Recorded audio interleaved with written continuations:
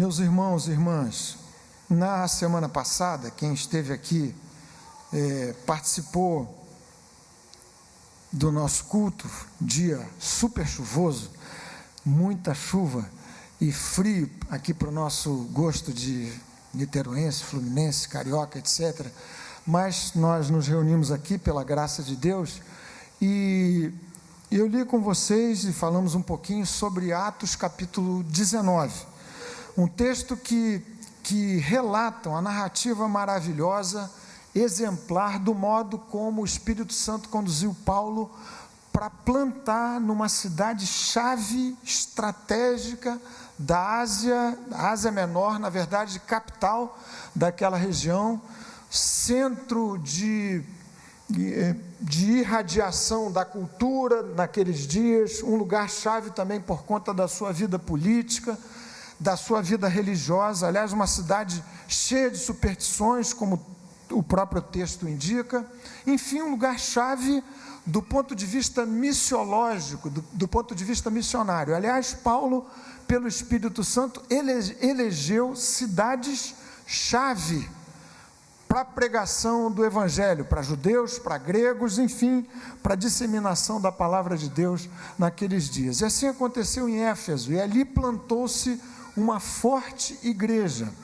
E esse texto de Atos capítulo 19, de fato, desde Atos capítulo 18, um pouco mais até o capítulo 20, narra esses fatos que compuseram os episódios que marcaram a plantação da igreja em Éfeso.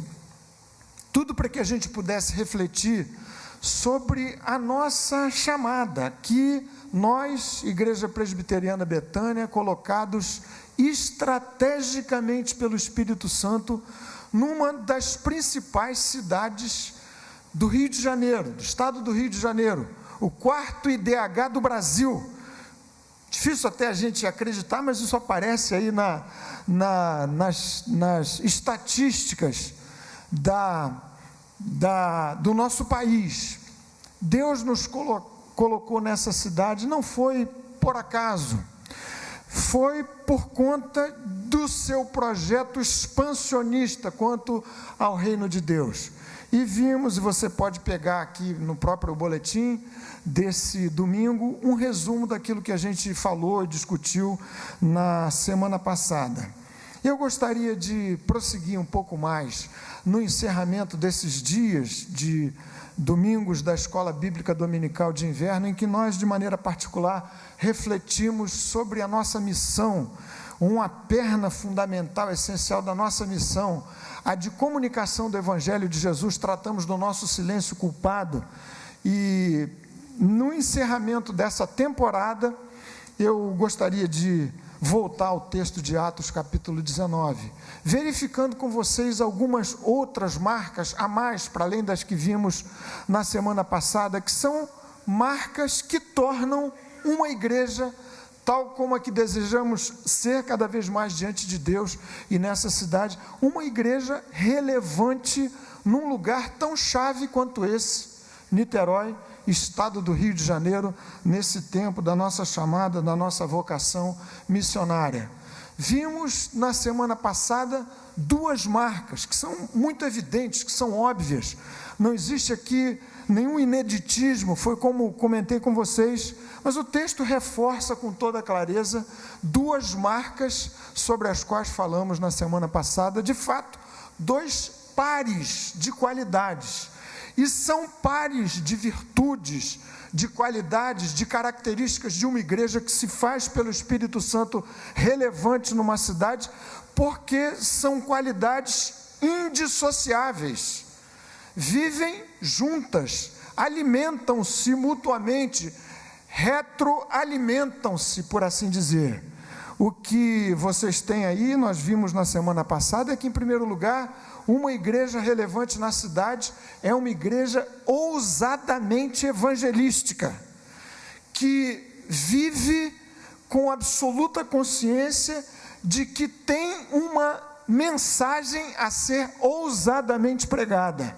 Tivemos aqui, pastor Carlos mencionou isso, uma experiência nova, simples, mas foi muito gostosa. Eu acho que quem pôde participar hoje de manhã vai atestar o fato de que valeu a pena. Vocês não acham? Foi bom? Graças a Deus. Hoje de manhã, metade aqui da igreja que pôde ir, saiu cerca de 100 pessoas, todos com a camisetinha branca, com o logo da igreja, nem todos, porque faltou fé, de modo que a gente só mandou confeccionar 100 e faltaram camisetas, e teve gente que subiu do jeito que podia, e assim foi, uma maravilha, a gente subindo essa nossa vizinhança aqui, para conhecer um pouco melhor, campo missionário próximo, onde Deus nos colocou. Foi ótimo, graças a Deus por isso. E tanto mais há para se fazer, para que a gente seja cada vez mais uma igreja ousadamente evangelística. E pela misericórdia do Senhor, muitos de vocês andam fazendo aquilo que me cumpre fazer, e a você também, pregando o Evangelho de Jesus no seu dia a dia, no trânsito, nos ônibus, no seu trabalho, na sua casa. Essa é uma igreja que se faz relevante na cidade. Mas esse par de qualidades, de virtudes, tem uma segunda perna associada a essa, da ousadia na evangelização, na forma de um serviço generoso na direção das carências da cidade. Aqui existe, eu estou meio tenso ao ver essa pilha tão habilidosamente montada pela Aninha. Cadê a Aninha? Está ali, mas ela foi de maneira muito cuidadosa e disse que há por volta de 170, alguma coisa assim, 180 latas de leite ninho, oferta que a igreja vai dirigir para uma unidade do Hospital Antônio Pedro, que trata de crianças com HIV. Resposta da graça de Deus. E o Espírito Santo, para fazer essa igreja cada vez mais relevante nessa cidade, tem que mexer muito mais ainda com o nosso coração, que pela graça de Deus, o coração de vocês já é um coração generoso, mas para que a gente acorra aos pleitos e às demandas por socorro dessa nossa cidade de Niterói, e há frentes demandando serviço cristão para todo lado, por onde quer que você mire os seus olhos, há aí frentes de evangelização e de serviço generoso. Esse é então o primeiro par de qualidades que marcam uma igreja que se torna dia a dia mais relevante na cidade. Um segundo par de qualidades que a gente identificou daqui é a igreja que alia paixão, fervor na alma incandescente com o fogo do Espírito Santo na experiência da vida com Jesus.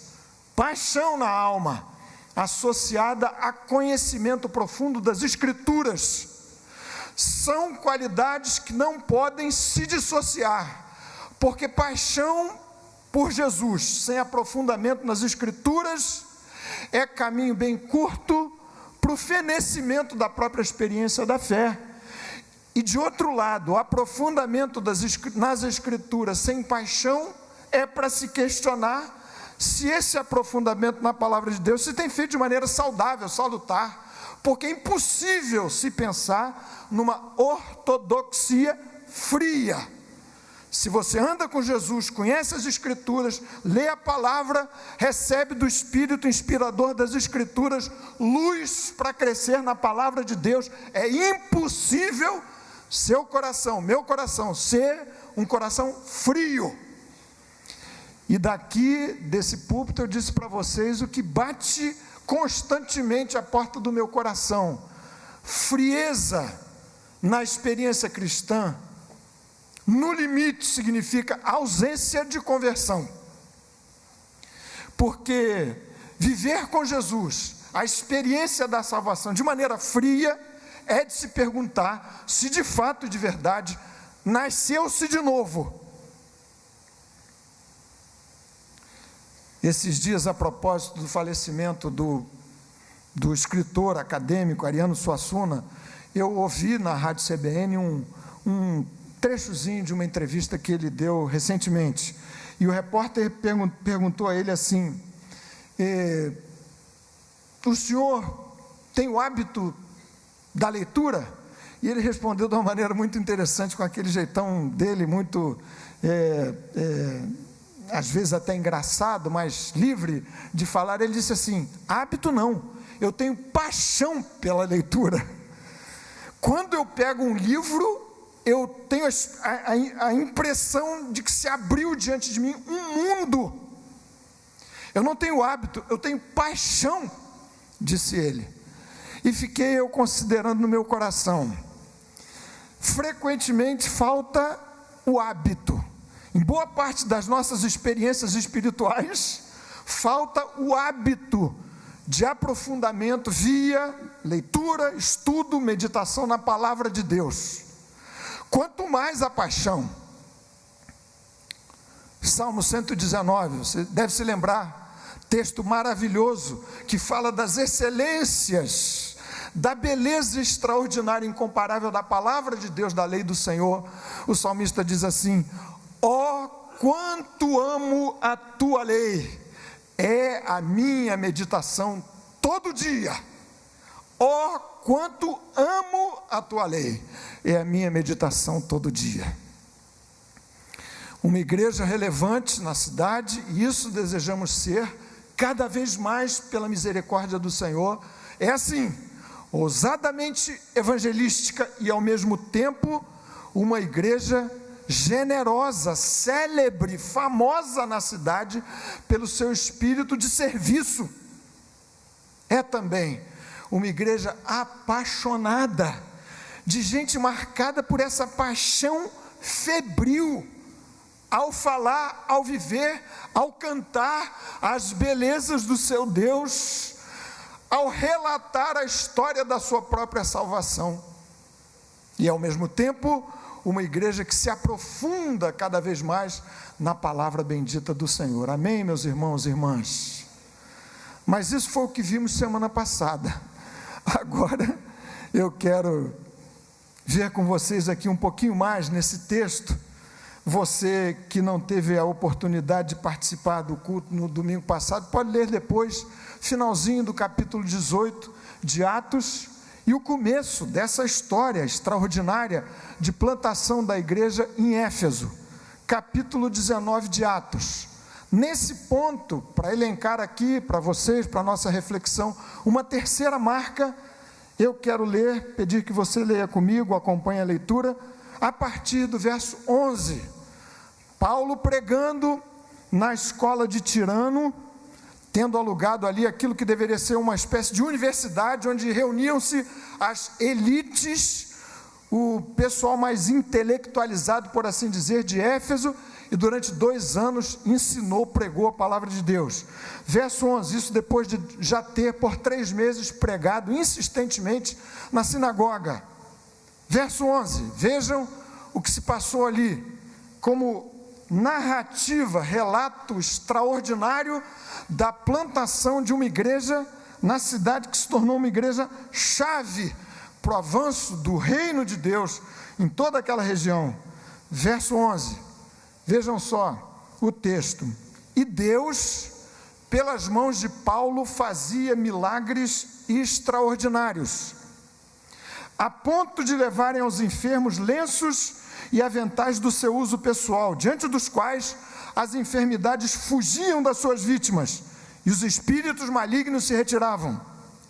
E alguns judeus, exorcistas ambulantes, tentaram invocar o nome do Senhor Jesus sobre possessos de espíritos malignos, dizendo: esconjuro-vos por Jesus, a quem Paulo prega. Os que faziam isso eram 7 filhos de um judeu chamado Seva, sumo sacerdote, portanto gente da religião. Mas o espírito maligno lhes respondeu: conheço a Jesus e sei quem é Paulo, mas vós quem sois? O possesso do espírito maligno saltou sobre eles e, subjugando a todos, e de tal modo prevaleceu contra eles, que desnudos e feridos fugiram daquela casa. Chegou esse fato ao conhecimento de todos, assim judeus como gregos, habitantes de Éfeso.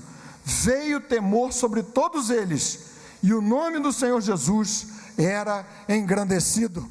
Que maravilha de drama, mas bendito epílogo, o nome do Senhor Jesus era engrandecido. Nesse ponto, meus queridos irmãos e irmãs, eu quero dizer para vocês que esse texto me ensina, e a nós, Igreja Presbiteriana Betânia, que relevância na cidade só acontece quando cada vez mais formos uma igreja que não seja espiritualmente ingênua. Uma igreja que saiba perfeitamente bem o que significa a experiência cristã, o que significa o exercício missionário, o que significa viver o Evangelho até as suas últimas consequências. Uma guerra de ordem e de natureza essencialmente espirituais. Aqui estivemos um grupo dos irmãos e irmãs na sexta passada, na nossa vigília mensal, e fizemos aqui alguns grupos menores de oração, e uma das irmãs, no grupo em que eu estava, disse exatamente isso: nós estamos em guerra. Talvez alguém poderia pensar, mas isso é exagero, é dramatização da vida cristã, que no final das contas tem que ser uma vida leve, livre, verdade?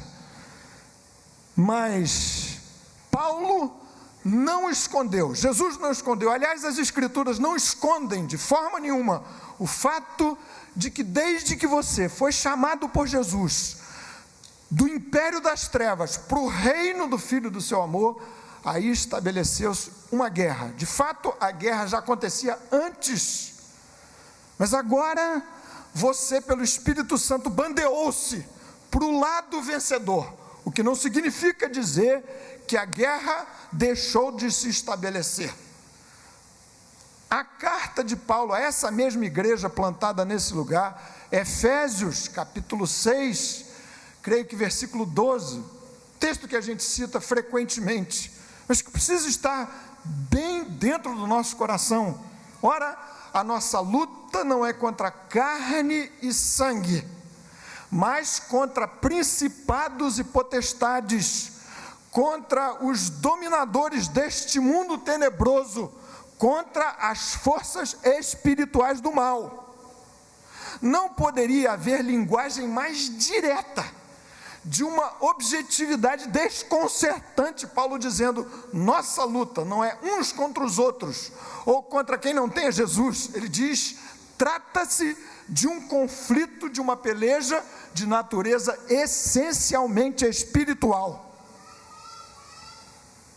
Primeira carta de Pedro, capítulo 5, você deve se lembrar do texto, versículo 8, versículo 9, porque, diz Pedro, sede vigilantes, porque o diabo, vosso adversário, anda em derredor, rugindo como leão, procurando a quem possa tragar.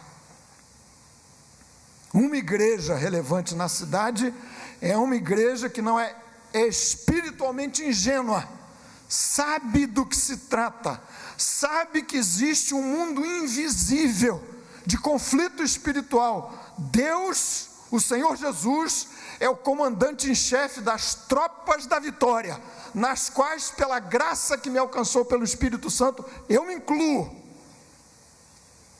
Mas o conflito existe. E por que é que as Escrituras são tão claras assim quanto a tratar desse conflito? Fundamentalmente, para você e eu, para nós que desejamos ser cada vez mais relevantes nessa cidade, usarmos os recursos sobrenaturais de Deus a favor da igreja.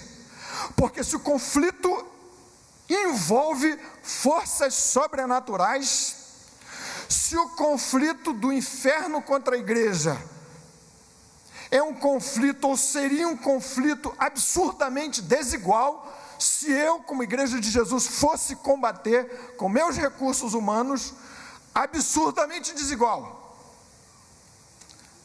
Não sendo espiritualmente ingênuo, vamos buscar dia a dia mais os recursos sobrenaturais do poder de Deus, a meu favor e a seu favor. Mesmo o texto de Efésios, capítulo 6, Paulo prossegue dizendo: quanto ao mais, sede fortalecidos no Senhor e na força do seu poder, revesti-vos de toda a armadura de Deus, para que possais ficar firmes contra as ciladas do diabo. Então, o alerta da palavra de Deus, para que eu não seja um ingênuo espiritual, não é para me encurralar no canto da minha vida com medo, enxergando demônio em tudo quanto é canto, com medo de dormir, do escuro, ou seja, do que for. É uma vida de gente liberta, de gente vitoriosa, de gente salva, de gente que marcha altaneiramente na direção dos céus, mas de gente lúcida, espiritualmente lúcida, e que por conta dessa lucidez, dessa não ingenuidade espiritual, recorre o tempo todo a esse bendito abastecimento, a esta fonte de recursos sobrenaturais de Deus. Meu irmão, minha irmã, é de volta ao básico, ao cardápio trivial, simples da experiência cristã, nada de novo. Você já ouviu aqui, eu ouvi muitas vezes, crescendo nessa igreja, pela misericórdia de Deus. Muita oração, muito poder. Você já ouviu falar disso? Não é verso bíblico não sai dizendo que é verso, porque não é verso. Pouca oração, pouco poder. Nenhuma oração, nenhum poder. Vocês estão acompanhando então? Pois é, o que se diz? É um dito popular entre nós. Muita oração, muito poder. Pouca oração, pouco poder. Nenhuma oração, nenhum poder.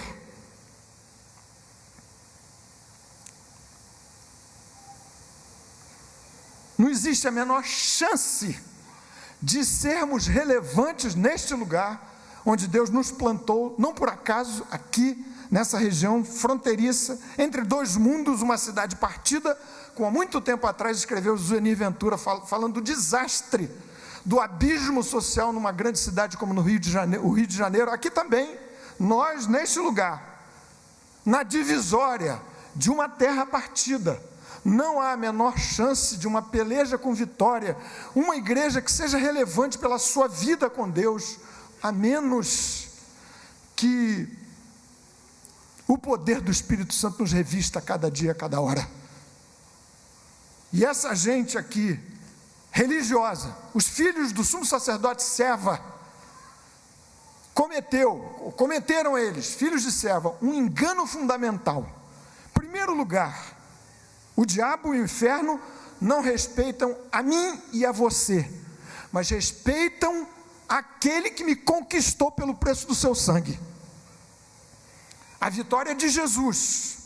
Então, para você vencer, você tem que ser de Jesus.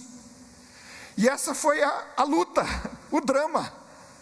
Eu conheço a Jesus, disse o demônio, ou disseram os demônios. E sei quem é Paulo, mas vocês quem são?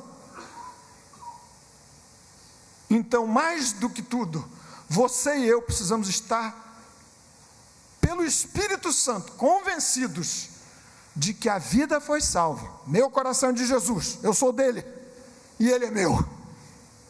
E então você goza dos benefícios maravilhosos e milagrosos da autoridade de Jesus, aquele que resgatou você pelo preço do seu próprio sangue. E as portas do inferno não prevalecerão contra a igreja, por causa da autoridade de Jesus.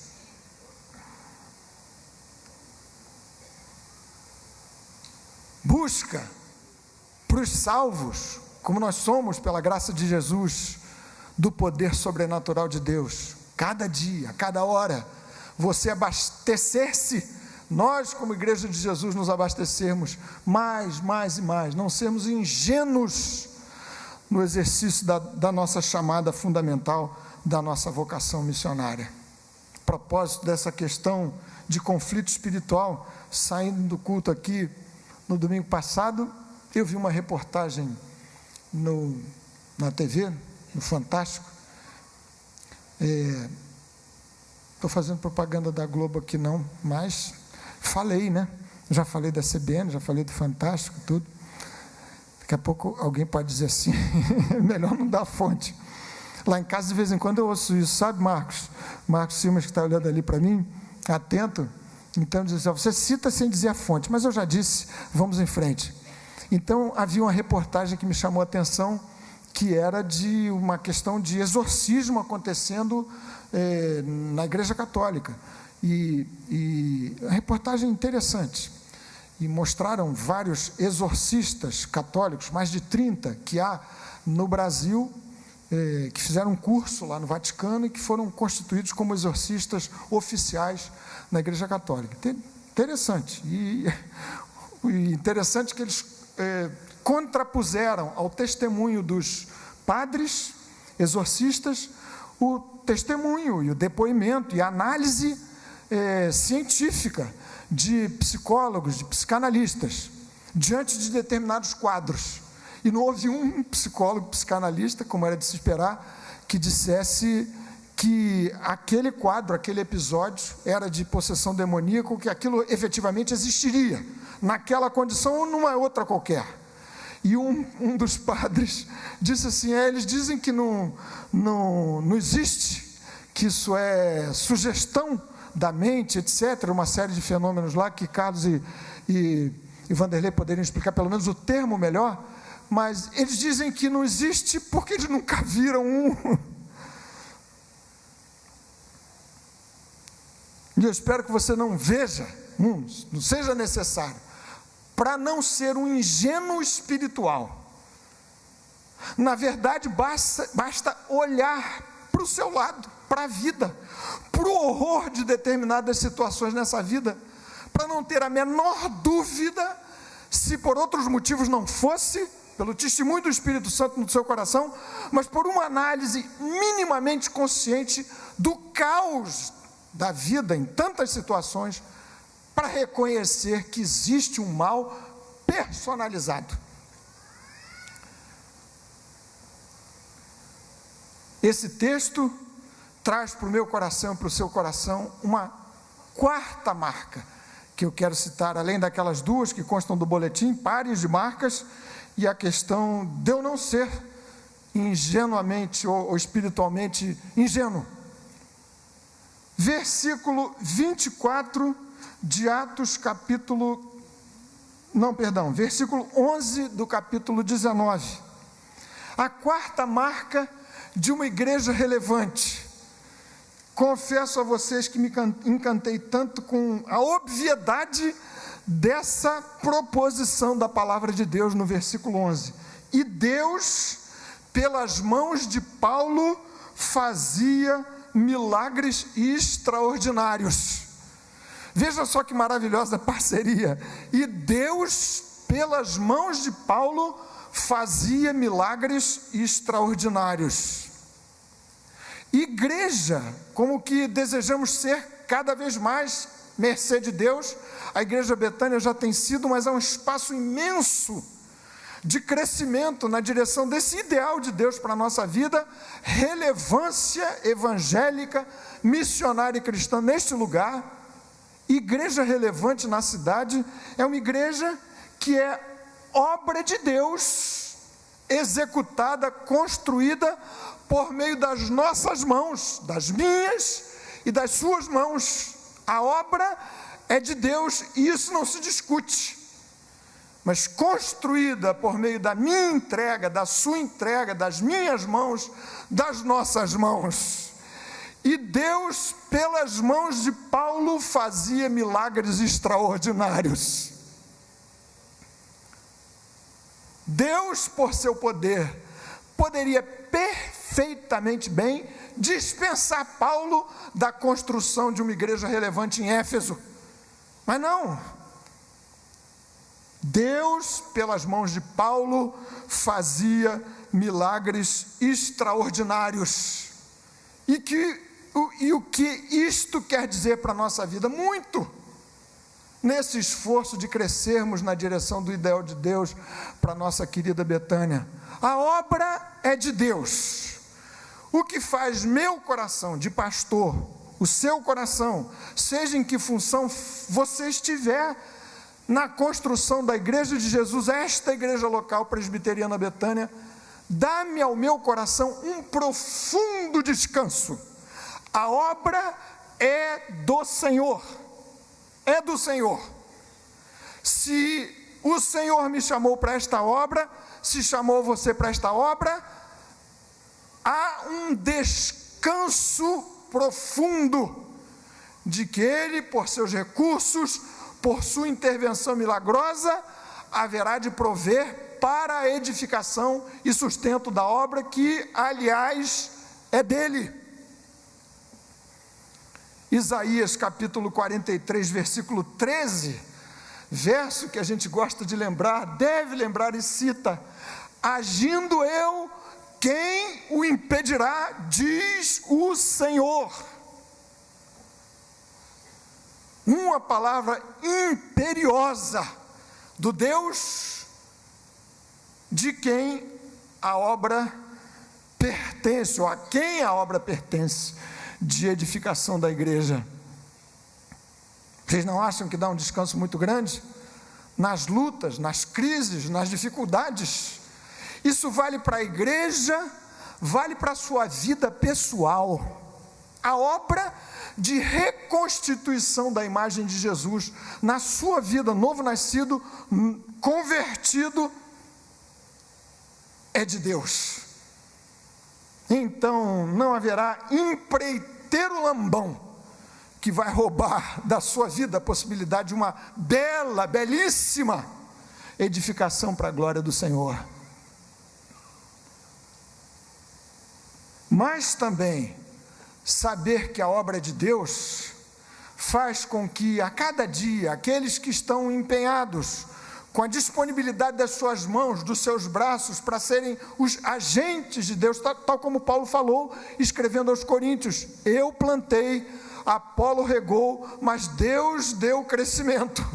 O milagre de fazer uma planta crescer, só Deus pode prover, mas o agricultor pode sim lançar a semente, arar a terra, regar, adubar,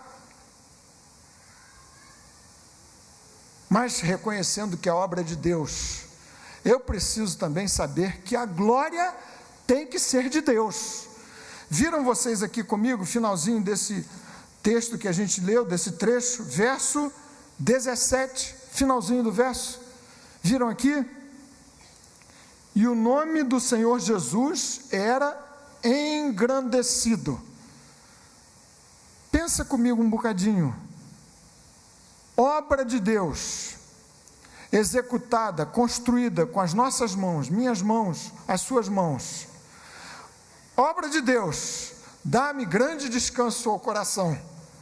Mas como é de Deus, toda a glória tem que ser dirigida ao Senhor. E aqui me permitam fazer um comentário. É que nós precisamos pedir que o Espírito Santo nos ajude a sempre colocarmos o nome de Jesus como aquele que precisa receber toda a honra e toda a glória.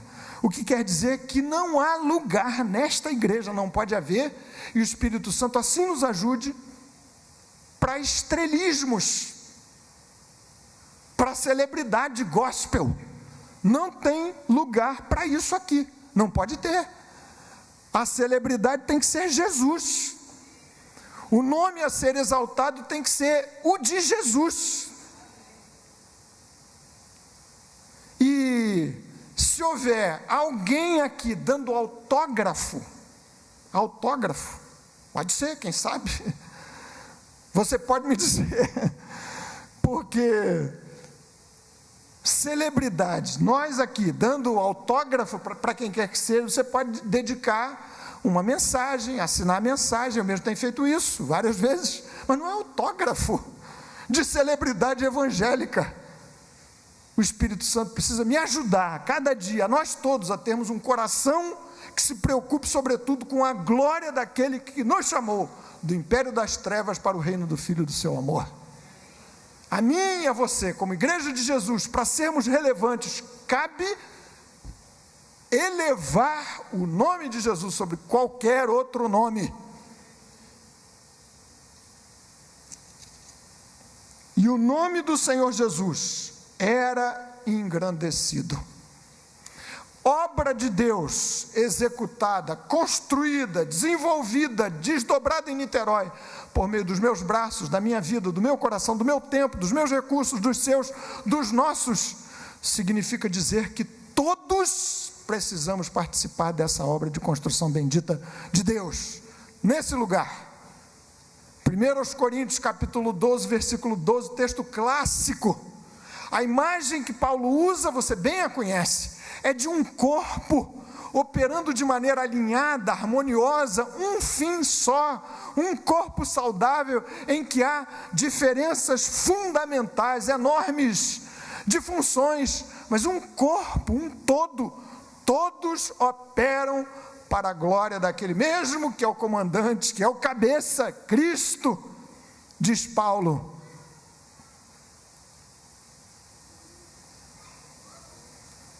Esse texto curto, capítulo 19, capítulo 18, menciona vários construtores: Paulo, Apolo, Priscila, Áquila, Gaio, Erasto, alguns anônimos discípulos, asiarcas, que eram, aliás, gente muito próxima do governo, eram os agentes encarregados pelo governo da província para preservar o culto a Roma e ao imperador. Alguns que se converteram, entregaram-se a Jesus, amigos de Paulo. Esta gente toda na mesma construção, na mesma aventura, no mesmo empreendimento. Confesso a vocês que, como já mencionei, para hoje de manhã, a fé estava pequena, e foi um privilégio ver aqui uma caravana, não foi assim, Henrique? Ivande, Josué, Carlos, estavam vocês aqui, que maravilha, ver aquele povo, era um grupo grande, mais de 100, que maravilha, ver gente preocupada em participar dessa deliciosa aventura, arriscadíssima aventura, como aqui. Paulo e os seus amigos, todos esses nominados aqui por mim, expondo-se com risco da sua própria vida para o avanço do Evangelho de Jesus. Tão bom saber que mais de 200 e outros tantos irmãos, e ainda há espaço para você fazer e participar, se sensibilizaram com uma questão tão simples quanto essa, e assim a igreja se torna relevante nesta cidade, quando cada vez mais todos, cada um, sem qualquer tipo de exceção, participar desse esforço, compreendendo que a obra de Deus, que não dispensa o meu braço, o seu braço, a minha oração, a sua oração, a minha voz e a sua voz, todos. Aqui, irmãos, também ouvimos na escola bíblica dominical, do verão e agora de novo, que a gente precisa cada vez mais, numa sociedade como a nossa, de uma cidade assim, de consumo. Nossa economia não é a economia americana, montada em cima de consumo, mas a gente está chegando pertinho de lá. E aí cria-se uma mentalidade de consumidor, que a gente eventualmente traz para a igreja. Você sabe como age o consumidor, ele paga, ele tem direito. Existe até no Brasil, você sabe, o Código de Defesa do Consumidor. A gente precisa banir do meu coração, da minha cabeça, nós como igreja que pretende ser relevante, executando o trabalho para que Jesus nos chamou nesse lugar, banir do nosso coração a mentalidade do consumidor, que não produz, que compra, que adquire, ou do espectador de um show que é produzido por alguém, que aplaude se estiver bom, que vai se estiver ruim. Ou então, me permito aqui usar uma outra ilustração, nada tem a ver com os almoços lá de casa, não sei se elas estão por aqui, Fabinho, meu genro, estão por aí? Cadê a família? Está lá atrás. não tem nada a ver com lá em casa. Eu não estou dando testemunho pessoal aqui, por favor. Preservem as meninas deste vexame. Mas você que prepara a sua comidinha lá, talvez o almoço de domingo, já viveu isso? Garotada, né? Chega em casa, mãe, o que tem para comer? E você diz, meu filho, tem filé mignon com arroz à piemontese. E aí ele diz assim, mas só? Não, eu queria peixe. E o atrevido do garoto ou da menina vai, come meio contrariado, porque só tem filé mignon, e nem sequer tira o prato da mesa. Já aconteceu com vocês assim? Lá em casa nunca acontece, nunca. Todo mundo tira o pratinho direitinho, limpa e tal, lava a louça, e a gente vem para a igreja, está tudo arrumadinho, tudo maravilhoso, tudo certo. Mas é possível que a ilustração se aplique a determinados ambientes da nossa família por aqui.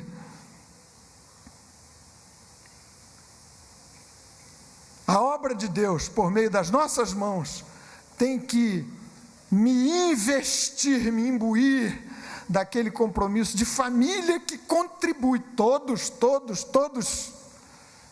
tanto por melhorar. Mas a obra é de Deus por meio da minha mão e da sua mão. De modo que, em grande medida, como já disse de outras vezes, o nível da espiritualidade da nossa igreja será sempre determinado pelo nível da minha e da sua espiritualidade. A gente vai dizer, esta igreja de oração é evangelística, dependendo do que eu seja, na minha experiência pessoal é você, porque não existe como disse também semana passada, um CGC, que faz, até existe, um CNPJ, não é isso? Uma pessoa jurídica para a qual a gente planta todas as responsabilidades. Isto é da conta da igreja. Quando você diz isto é da conta da igreja, você que é membro da igreja, está falando de você e de mim, nós.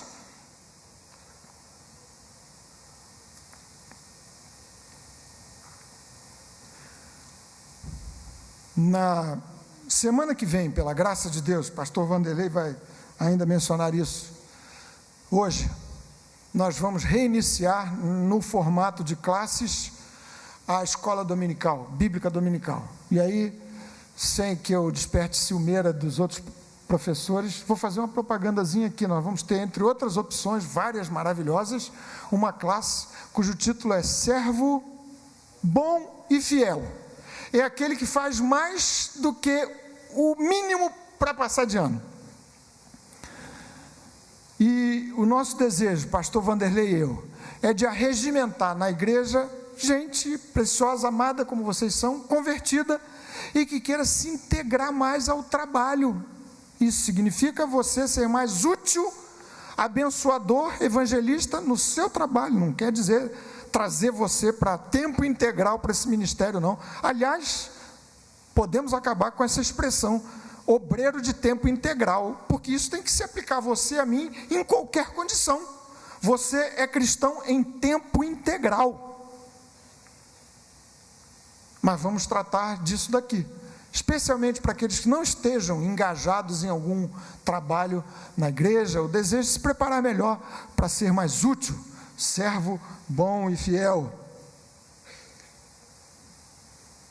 Diante de citar a última menção, uma quinta característica, vale lembrar que esta obra de Deus, por meio das nossas mãos, acaba inserindo na igreja, uma igreja assim, tal como a nossa, a diversidade própria, de um lado, da cidade, porque os ambientes mais de subúrbio ou rurais são muito mais homogêneos, sociologicamente falando, do que os ambientes de cidades grandes, cosmopolitas, gente que vem de tudo quanto é canto, se aloja aqui, se instala aqui, vai estudar aqui.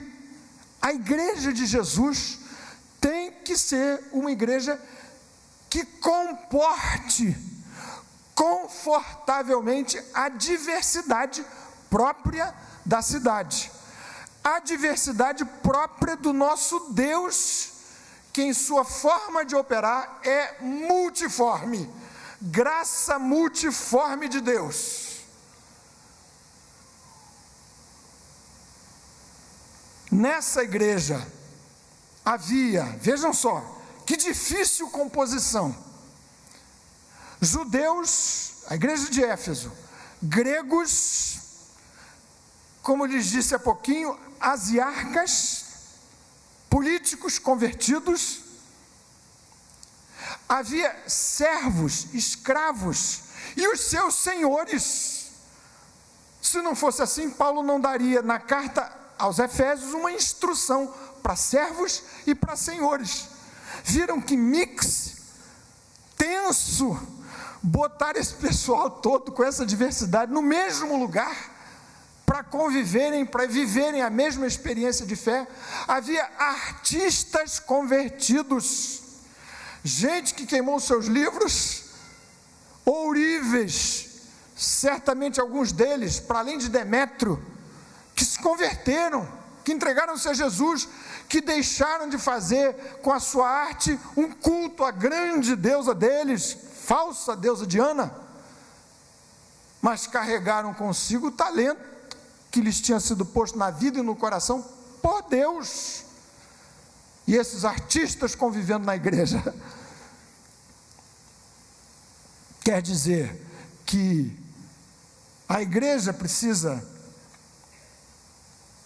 conviver com a atenção própria dessa diversidade, bendita, maravilhosa. Paulo, escrevendo aos Gálatas e mesmo na carta aos Efésios, declara que a obra de Jesus é uma obra de reconciliação, de modo que em Jesus não há judeu, não há grego, não há bárbaro, não há cita, não há servo, não há livre, todos são um em Jesus. E Deus, nessa igreja Betânia, nos concede um altíssimo privilégio, o de sermos uma igreja multicolorida na sua cultura, faixas etárias diversas, gente com procedências sociais, de ambiente, enfim, econômicas, muito diversas.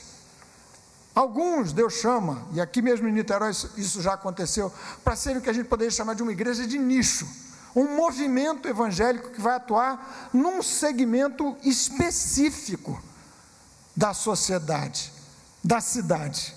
Não é o nosso caso.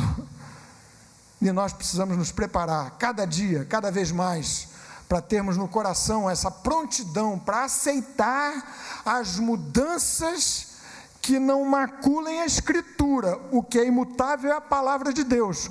O que não se pode mexer, o que não se pode flexibilizar é a palavra de Deus, o nosso compromisso com esta única e inerrante palavra. Mas o formato, a maneira de fazer a igreja, frequentemente tem que ser sim mudado, e muito mais num ambiente assim, de uma cidade como Niterói, do que se fôssemos uma igreja de interior.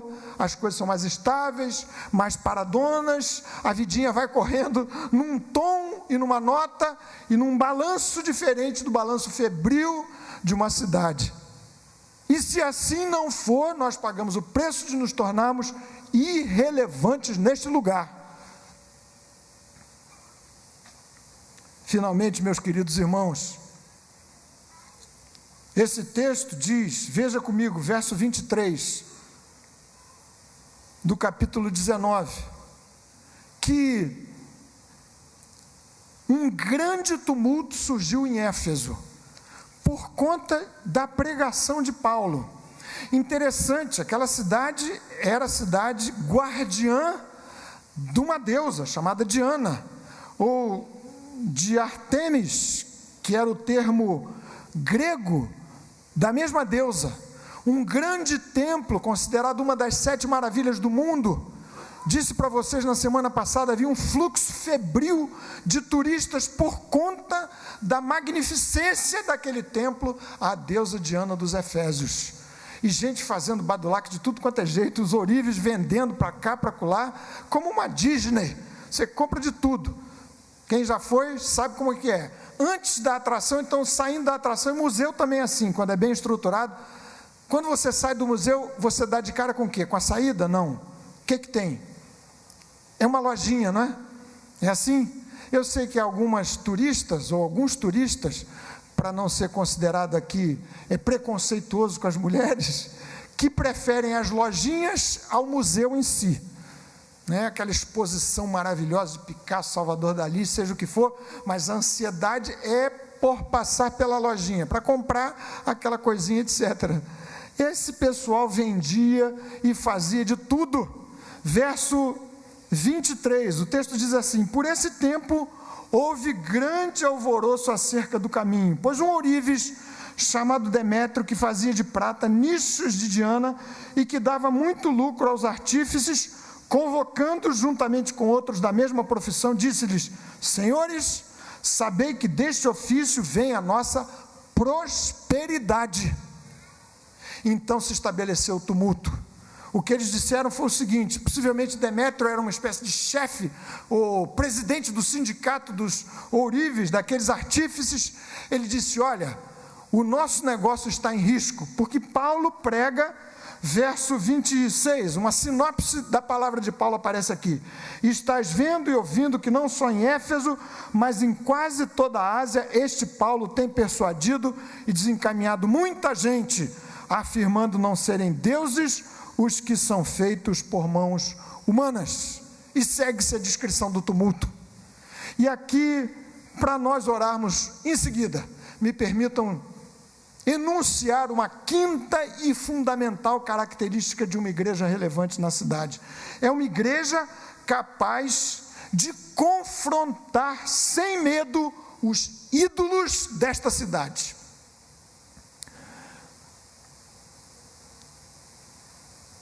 A nossa relevância evangélica, cristã, tem que se dar pelo lado do confronto, do nosso compromisso com Jesus, que implique em frequente confronto com a idolatria vigente na cidade, a começar pelos ídolos que se plantam na alma dos crentes. E muito menos conhecidos por alguns tipos de excentricidades. Vocês sabem, se há barulho evangélico no Brasil, muito, de todo tipo. Eu tenho ouvido dizer sobre escola de samba da fé, pagodão do Senhor, funk da graça, tem de tudo. É ou não é? Chamando atenção de todo jeito. Nem sei se funciona, se não funciona, não me agrada muito pensar nessas coisas meio excêntricas e tudo mais. Essa semana mesmo aconteceu uma excentricidade lá em São Paulo, vocês podem depois refletir sobre isso. Mas o confronto aos ídolos da cidade tem que ser a marca de uma igreja que alvoroce, inclusive, a economia daquele lugar, e assim aconteceu. Mais do que preocupação com a religião, esse pessoal estava preocupado com a sua fonte de renda, com a sua prosperidade. E Paulo, sem ser agressivo na sua pregação, mas falando de Jesus, do evangelho de Jesus, do senhorio de Jesus, acabou por declarar o tempo todo com sua mensagem, sua vida, aqueles outros discípulos ao seu lado, que os ídolos nada são. Agora me permita concluir dizendo para você o seguinte: talvez você pense, bom, mas afinal de contas, desde que aceitei a Jesus, não existe mais idolatria na minha vida, porque não há imagens, não há nada. A questão mais grave, mais sutil, mais perniciosa é a da idolatria da alma. Primeira carta de João, final, último versículo, diz ele: filhinhos, guardai-vos dos ídolos. Muito se poderia dizer sobre isso, mas é preciso que você e eu reflitamos como Deus fez. Gideão, refletir e agir. Antes da vitória, Deus instou com Gideão para que ele quebrasse o altar que estava posto na sua casa. Antes de tudo, antes da vitória, precedendo a vitória, ao combate vitorioso com um grupelho de 300, os ídolos tiveram que ser quebrados. Ídolo, meu irmão, minha irmã, pode vir no nosso coração até das coisas que nos vêm da parte de Deus, da mão de Deus. Sempre que alguma coisa, mesmo que seja uma bênção, se torna o objeto, a coisa, a pessoa, o amor, o afeto último a emprestar para a sua vida o significado e o valor, sem o que você diria, sem isto, sem este, sem esta, eu não posso viver, significa dizer que o ídolo plantou-se no seu coração.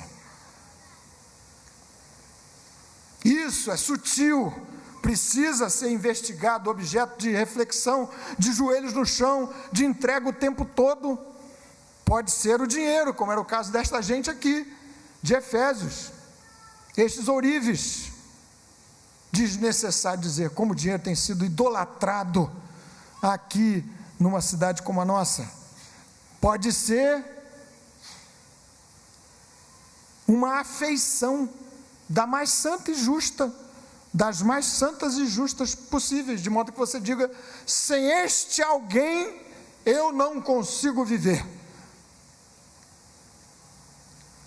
Pode ser até a sua posição social, os seus compromissos, a sua carreira, os seus sonhos, os seus ideais. Preciso lançá-los todos diante do Senhor. Colossenses capítulo 2, versículo 15, a consumação bendita da obra de Cristo implicou na derrota completa na cruz do Calvário dos principados e potestades, que operam quando se abre no espaço do coração de alguns, de algumas, ambiente para idolatria.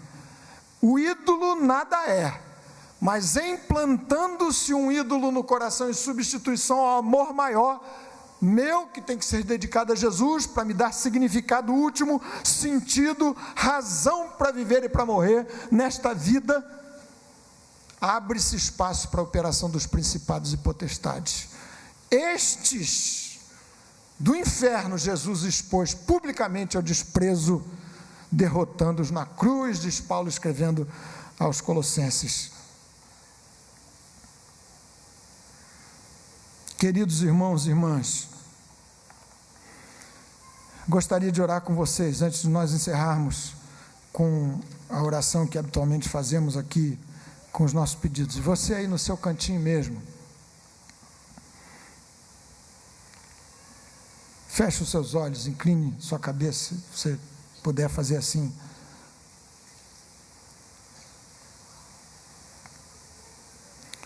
Espero que você tenha se incluído em algumas dessas observações desse texto tão precioso. A igreja relevante é ousadamente evangelística e, ao mesmo tempo, famosa, intensa na sua generosidade. Ela tem que ser apaixonada por Cristo, pela palavra, e profunda na compreensão dos termos da sua própria fé, o que se depreende do estudo, do exame das Escrituras Sagradas. Ela não pode ser ingênua espiritualmente falando. Tem que saber que há um conflito a ser pelejado usando as armas de Deus, conflito espiritual contra as trevas. É obra de Deus que me dá grande descanso e confiança em que será bem sucedida esta obra nos termos de Deus. A glória é dele, sempre. Mas a execução de uma grande e divina obra, um empreendimento divino por meio das minhas mãos e das suas mãos, eu quero me oferecer mais e mais. Usa-me, Senhor.